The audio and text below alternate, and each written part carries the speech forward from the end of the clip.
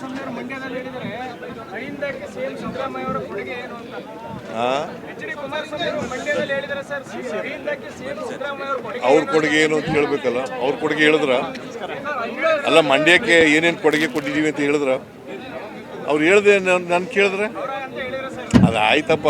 ಅಹಿಂದ ನಾನು ಆಮೇಲೆ ಹೇಳೋಣ, ಅವ್ರು ಹೇಳ್ಬೇಕಲ್ರಿ ಏನೇನು ಮಾಡಿದ್ದಾರೆ ಅಂತ.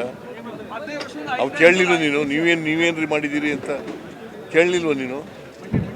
ಮಂಡ್ಯದಲ್ಲಿ ಹೇಳಾರ ಎಲ್ಲಾರ ಹೇಳಯ್ಯ, ನೀವು ಇಲ್ಲಿ ಕೇಳಿ. ಅನೇಕ ಸಾರಿ ಬಂದಿದ್ದಾರೆ, ಕೇಳಿದ್ದೀರಾ? ಅನೇಕ ಸಾರಿ ಬಂದಿದ್ದಾನೆ ಇಲ್ಲಿಗೆ.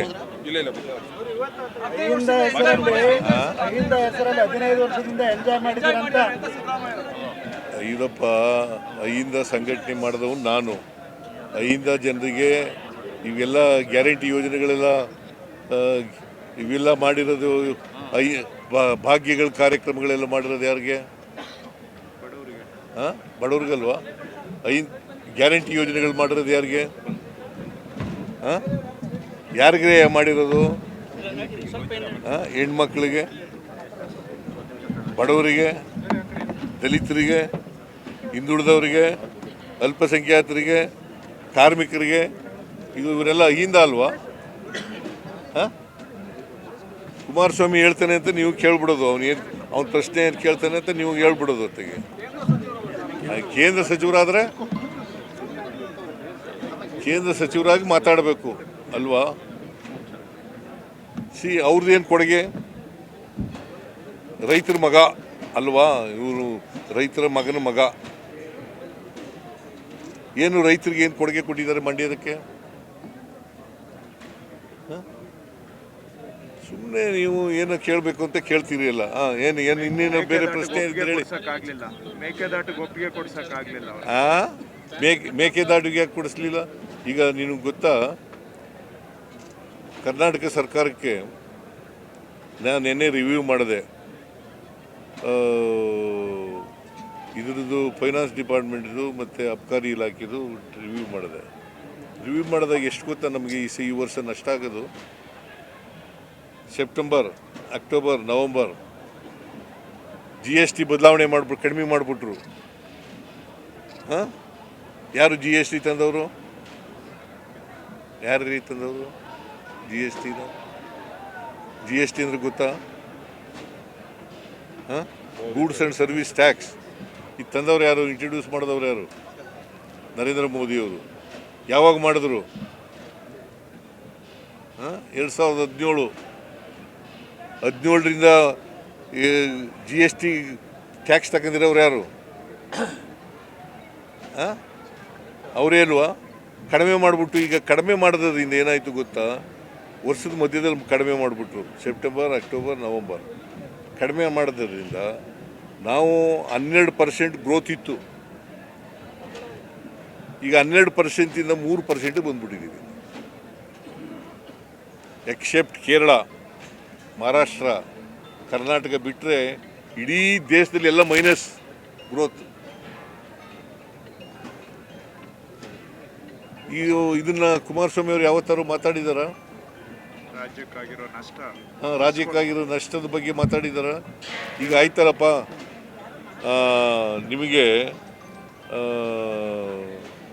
ಯಾವುದದು ತುಂಗಭದ್ರಾ ಯೋಜನೆ, ಅಪ್ಪರ್ ಭದ್ರಾ ಯೋಜನೆ, ಮಿಸಸ್ ಎಂತ ಹೇಳೋಳು ನಿರ್ಮಲಾ ಸೀತಾರಾಮನ್ ಬಜೆಟ್ನಲ್ಲಿ ಹೇಳಿದ್ರು ಎಷ್ಟು ಕೋಟಿ ಕೊಡ್ತೀವಿ ಅಂತ. 5,000 ಕೋಟಿ ಕೊಡ್ತೀವಿ ಅಂತ. 5,300 ಕೋಟಿ ಕೊಡ್ತೀವಿ ಅಂತ ಹೇಳಿದ್ರು. ಯಾವತ್ತಾರು ಮಾತಾಡಿದಾರ ಕುಮಾರಸ್ವಾಮಿ? ಪಾರ್ಲಿಮೆಂಟ್ನಲ್ಲಿ ಬಜೆಟ್ನಲ್ಲಿ ಹೇಳಿದ್ರು. ಪಾಸ್ ಆಯ್ತು, ಬಜೆಟ್ ಪಾಸ್ ಆಯ್ತು, MP ಗಳೆಲ್ಲ ಪಾಸ್ ಮಾಡಿದ್ರು. ಆಮೇಲೆ ನಮ್ಮ ಬಜೆಟ್ನಲ್ಲೂ ತೋರಿಸಿದ್ರು. ಕೊಟ್ಟರೆ ಇವತ್ತಿನವ್ರಿಗೆ ಮಾತಾಡಿದಾರ Kumaraswamy? What moral right he has? Mekedatu ಬಗ್ಗೆ ಮಾತಾಡಿದ್ರ? ಏನು ಸುಪ್ರೀಂ ಕೋರ್ಟ್ನವರು ನಮ್ಮ ಸಹಾಯಕ್ಕೆ ಬರದೇ ಹೋಗಿದ್ರೆ ಯಾವತ್ತೂ ಮಾತಾಡಿರಲಿಲ್ಲ. ಇವತ್ತು ಕೂಡ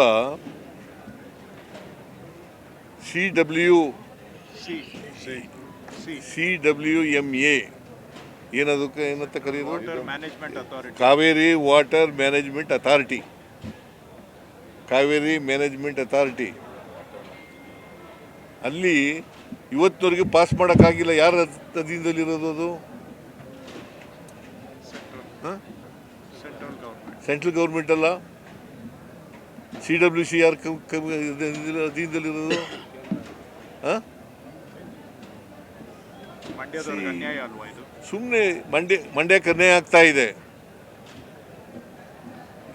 ಇದು ಏನು ಕೇಳೋದಿಲ್ಲ, ಮಾಡಲ್ಲ, ಸುಮ್ಮನೆ ಟೀಕೆ ಮಾಡೋಕ್ಕೋಸ್ಕರನೇ ಇರೋದು. ಅದಕ್ಕೆ ಹೇಳಿದ್ದು DK ಶಿವಕುಮಾರ್ ಯಾವಾಗಲೂ ಹೇಳ್ತಾ ಇರ್ತಾರೆ, ಟೀಕೆಗಳು ಸತ್ತೋಯ್ತವೆ, ನಾವು ಮಾಡಿದಂಥ ಸಾಧನೆಗಳು ಮಾತ್ರ ಉಳಿತವೆ ಅಂತ. GST ನೋಡಿ, GSTನಲ್ಲಿ ನಮಗೆ ಈ ವರ್ಷ ಸುಮಾರು 12,000 ಕೋಟಿ ನಷ್ಟ ಆಗ್ಬೋದು ಅಂತ ಲೆಕ್ಕ ಇದೆ. GSTನಲ್ಲಿ 12,000 ಕೋಟಿ ನಷ್ಟ ಆಗ್ಬೋದು. ನಾವು 1,20,000 ಕೋಟಿ ತೆರಿಗೆ ಬರ್ತದೆ ಅಂತೇಳಿ ಕಮರ್ಷಿಯಲ್ ಟ್ಯಾಕ್ಸ್ನಲ್ಲಿ ಲೆಕ್ಕ ಹಾಕೊಂಡಿದ್ದು, ಅಂದಾಜು ಮಾಡಿದ್ದು. ನಾವು ಈಗ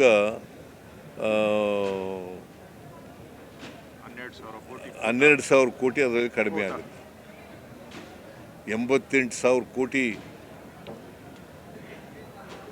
9,000 ಕೋಟಿ ತಲುಪೋದ್ರೆ ಕಷ್ಟ ಆಗ್ತದೆ. ಯಾಕೆ ಇದನ್ನೆಲ್ಲ ಯಾಕೆ ಕೇಳಲ್ಲ? ಕರ್ನಾಟಕ ರಾಜ್ಯದಿಂದ MP ಆಗಿರೋದು ಅವರು, ಮಂಡ್ಯದಿಂದ.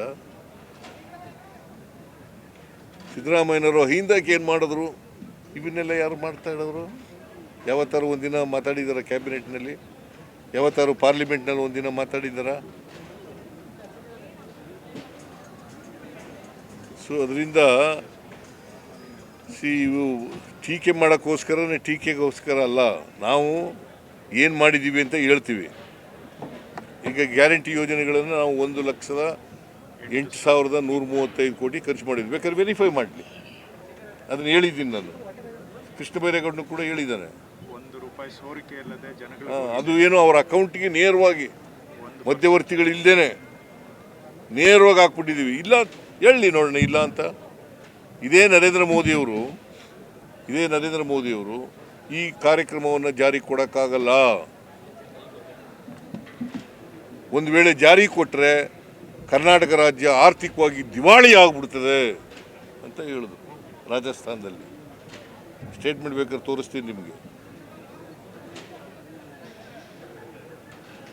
ಈಗ ಮಹಿಳಾ ಮೀಸಲಾತಿ ಜಾರಿಯಾಗಿಲ್ಲ ಅಂತ ಸುಪ್ರೀಂ ಕೋರ್ಟ್ ಕಳವಳ ವ್ಯಕ್ತಪಡಿಸಿದೆ.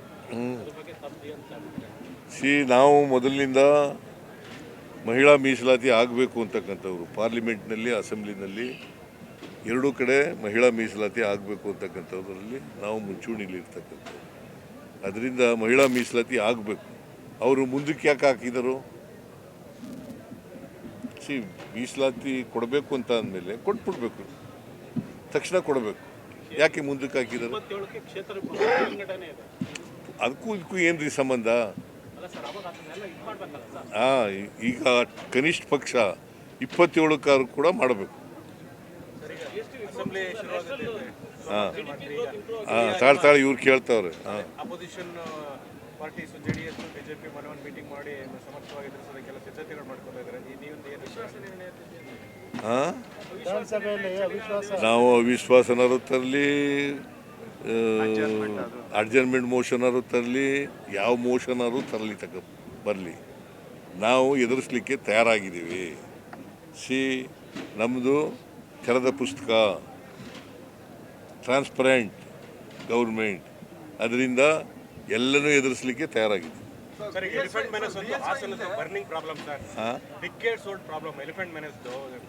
ಅದೇ ಅನಿಮಲ್ಲು ಅದನ್ನೆಲ್ಲ ಮಾತಾಡಬೇಕು ಅಂತಂದರೆ ಟೈಮ್ ಸಿಕ್ಕಲಿಲ್ಲ.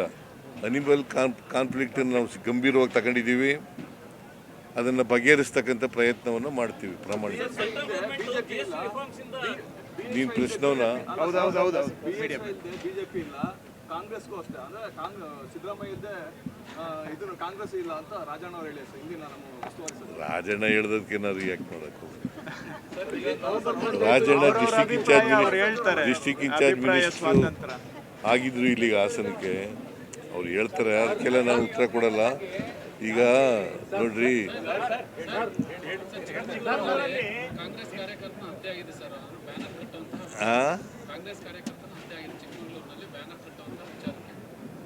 ಇದ್ರೆ ಕಾನೂನು ರೀತಿ ಕ್ರಮ ತಗೊಳ್ತೀವಿ. ಅದು ನಾನು SP ಜೊತೆ ಮಾತಾಡ್ತೀನಿ, ಕೂಡಲೇ SP ಜೊತೆ ಮಾತಾಡಿ ಅಲ್ಲೂ ಕೇಳಿದ್ರು, ಬೇರೆಯವ್ರು ಹೇಳಿದ್ರು ನನಗೆ ಏರ್ಪೋರ್ಟ್ನಲ್ಲಿ